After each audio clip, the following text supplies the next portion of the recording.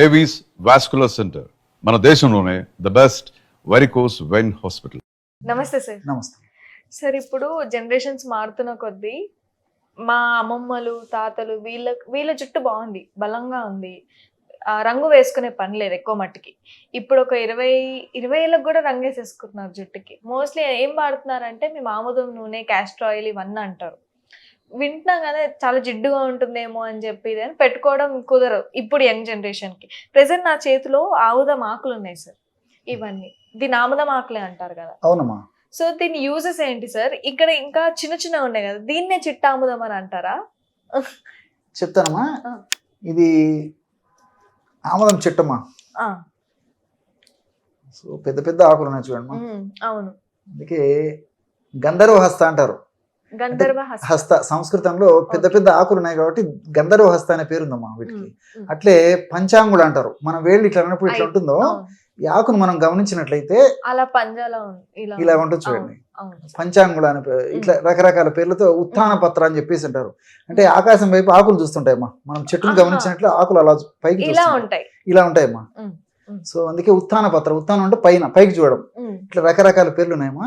గ్రామాలు, పట్టణాలు, నగరాలతో నిమిత్తం లేకుండా ప్రతి చోటమా బయలు ప్రదేశంలో, కాలువ గట్లలో కానీ, పొలం గట్లలో కానీ ఎక్కడైనా మనం గమనించినట్లయినా కూడా ఇది నేనున్నాను, మీ ఆరోగ్య పరిరక్షణ కోసం నన్ను సద్వినియోగం చేసుకోండి అని చెప్పి పలకరిస్తుంటుందమ్మా. అందుకే ఆముదం వృక్షం మహావృక్షం అని చెప్తారు అన్నమాట. కాబట్టి ఈ ఆముదము సర్వసాధారణంగా పెరిగేటువంటి ఆముదం చెట్లు సర్వసాధారణంగా పెరుగుతుంటాయి. కొంతమంది రైతులు వార్షిక పంటగా కూడా ఈ ఆముదం చెట్లను పండిస్తుంటారమ్మా సంవత్సరానికి. సో పంటగా పండేటువంటి ఆముదం ఉంది. అదేవిధంగా మనకు సర్వసిద్ధంగా పెరిగేటువంటి ఆముదం చెట్లు కూడా మనకు లభ్యమవుతుంటాయమ్మా. సో దీని యూజెస్ ఏంటి సార్? మీరు ఇంతకుముందు చిట్టి ఆముదం అని చెప్పారు కదమ్మా, అది కూడా చెప్తాను చూడండి. చిట్టి ఆముదము అంటే మన ప్రయత్నం లేకుండా ప్రకృతి పరంగానే ఎక్కడ పడితే అక్కడ ఈ యొక్క విత్తనాలు పడేసేసి చెట్లు మొలకలు వచ్చేసి చెట్లు అయిపోతాయి. సో వార్షిక పంటగా పండించేటువంటి ఆముదం ఆకులతో పోల్చుకుంటే ఇవి చిన్నగా ఉంటాయి, అవి ఇంకా పెద్దగా ఉంటాయి. చిట్టి అంటే చిన్నగాని కదమ్మా, కాబట్టి వాటితో పోల్చుకుంటే ఇవి చిన్నగా ఉంటాయి. కాబట్టి ఇంకా మామూలుగా అయితే మరీ పెద్దగా ఉంటాయి. మామూలుగా పంటగా పండించేటువంటి ఇంకా పెద్ద పెద్ద ఆకులు ఉంటాయి. సో కాబట్టి ఇది చిట్టి ఆముదం అని చెప్పేసి అంటుంటారు అనమాట. అది తేడా. సో ఔషధ గుణాలు మాత్రం ఇంచుమించు రెండింటికి ఒకటే. కాబట్టి ఔషధ గుణాల గురించి కొన్ని చెప్తాను చూడండి అమ్మా. ముఖ్యంగా ఈ యొక్క పైల్స్ వ్యాధితో బాధపడేటువంటి వాళ్ళకి ఇలాంటి ఆముదపు లేత ఆకులు చాలా అద్భుతంగా పనిచేస్తాయమ్మా. సార్ ఇది డైరెక్ట్ గా వేసుకుంటారా? చెప్తానమ్మా. ఇంటర్నల్ గా వాడేటివి కొన్ని ప్రక్రియలు ఉన్నాయి, ఎక్స్టర్నల్ గా కూడా ఒకటి ఉన్నాయి. ఇప్పుడు కొన్ని ప్రస్తుతానికి నేను ఎక్స్టర్నల్ చెప్తాను చూడండి.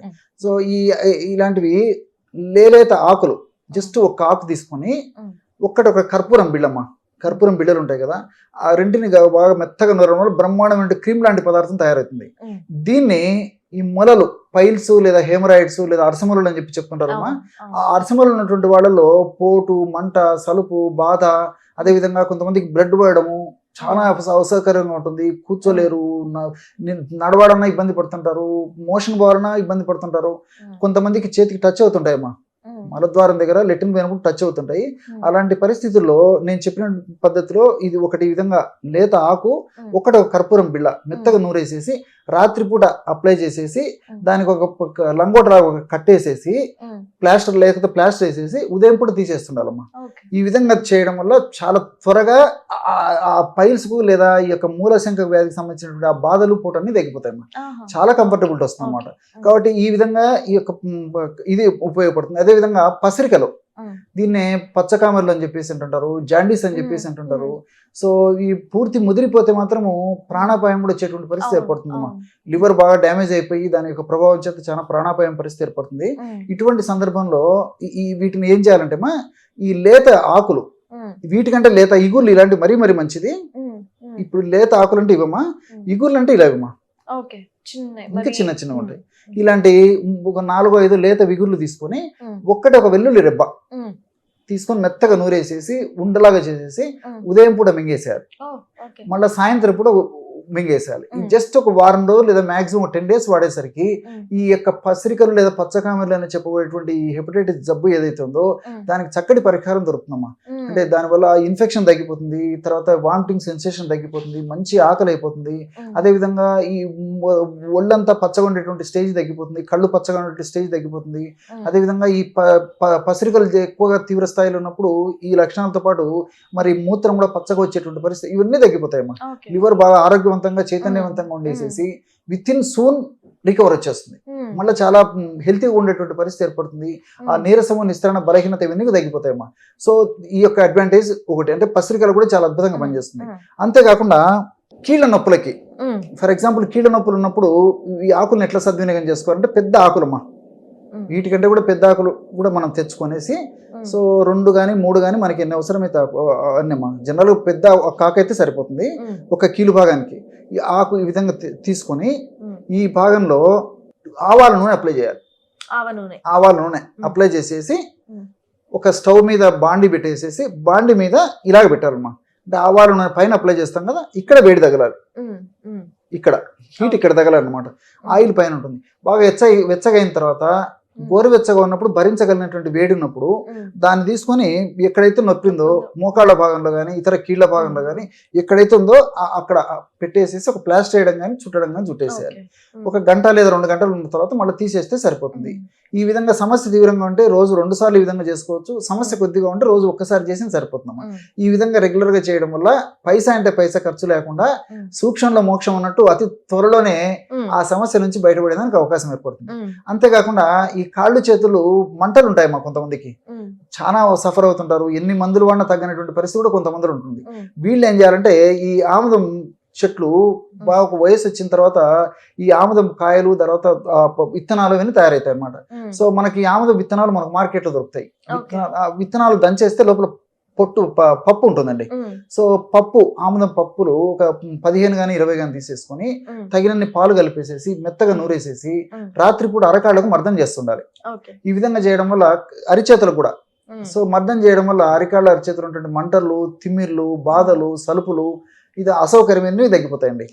సో కేవలము ఆముదం పప్పు, పాలు అంటే రాత్రి అంతా నానబెట్టాలండి. ఆముదం పప్పులో తగినన్ని పాలు పోసేసి రాత్రి అంతా నానబెట్టేసి ఉదయం బాగా మెత్తగా నూరేసేసి అప్లై చేయొచ్చు. లేదంటే ఇంతకుముందే ఫస్ట్ చెప్పినట్టు ఉదయం పూట నానబెట్టేసి రాత్రి దాకా నానబెట్టేసేసి రాత్రి అప్లై చేసి సరిపోతుంది. సో మన కన్వీనియంట్ బట్టేసి ఎలాగైనా చేసుకోవచ్చు అండి. కాబట్టి మినిమము కనీసం ఒక 10-12 గంటల సేపు నానితే మంచిది. అదొకటి. ఇంకొక ప్రయోగం ఏంటంటే ఇక్కడ ఒళ్ళంతా విపరీతమైన దురదలు ఉంటాయి, all over the body itching అని చెప్పి చెప్తుంటారు. కొంతమందికి తాత్కాలికంగా కొన్నాళ్ళు ఉంటే కొంతమంది దీర్ఘకాలం పాటు వేధిస్తుంటుంది. చాలా మంది వేప ఆకుని కూడా పెట్టుకుంటారు ఇలా వచ్చినప్పుడు. ఎగ్జాక్ట్లీ. సో ఆముదం కూడా చాలా అద్భుతంగా పనిచేస్తుంది. సో ఎంత మొండిపడినటువంటి ఈ దురదలు కానీ ఈ ఆముద పప్పును నేను చెప్పిన పద్ధతిలో సద్వినియోగం చేసుకోవడం వల్ల ఆ యొక్క దురదల నుంచి బయటపడవచ్చు. ఎలాగంటే తగినన్ని ఒక 15 కానీ 20 కానీ ఆముద పప్పులు, ఆముదం విత్తనాలు దంచేసి లోపల పప్పులు తీసుకొని ఆ 3 ఇంతలు పెరుగు కలిపేసేయాలి. 1 భాగం ఆముదం పప్పులు అయితే 3 భాగాలు పెరుగు. రాత్రిపూట ఈ 2 కలిపేసేసి ఒక పాత్రలో నిల్వ ఉంచేసేసి ఉదయం పూట ఆ పదార్థం అంతా మెత్తగా నూరేసేసి బ్రహ్మాండమైన పేస్ట్ అయిపోతుంది. పేస్ట్ అంతా బాడీ అంతా కానీ ఏ భాగంలో దురదలు మరీ ఎక్కువ ఉంటే ఆ భాగంలో కానీ అప్లై చేసి 1 గంట లేదా 2 గంటలు ఆగిన తర్వాత గోరువెచ్చని నీళ్ళతో స్నానం చేస్తున్నారు. ఈ విధంగా రెగ్యులర్ గా ఈ యొక్క పద్ధతిలో ఈ యొక్క ఔషధాన్ని సద్వినియోగం చేసుకోవడం వల్ల అతిగా మొండిపడినటువంటి దురదలు కానీ, ఈ మధ్య కాలం నుంచి వచ్చినటువంటి దురదలు కానీ, ఏ కారణం వల్ల వచ్చినటువంటి ఒంటి మీద దురదలు అయినప్పటికీ చాలా సమర్థవంతంగా ఈ యొక్క ఔషధం పనిచేస్తుందండి. ఈ విధంగా రకరకాల ప్రయోగాలు దీని నుంచి ఉన్నాయండి. ముందు వీడియోస్ లో కూడా మరింత చెప్పేదానికి ప్రయత్నం చేస్తాం. సార్ ఇంకొకటి, దీంట్లో బ్రెస్ట్ ఫీడింగ్ మదర్స్ లాక్టేషన్ కి పాల కోసం కూడా ఇది హెల్ప్ అవుతుందని అంటారు కదా, చాలా మంచి ప్రశ్న సార్.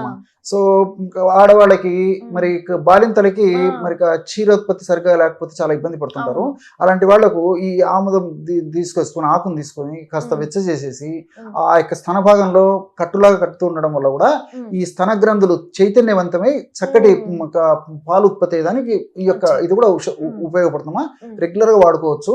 ఒక 15 days కానీ 1 month కానీ వాడుకోవడం వల్ల కూడా ఎలాంటి ఇబ్బంది ఉండదమ్మా. Okay sir, thank you so much. Okay మా.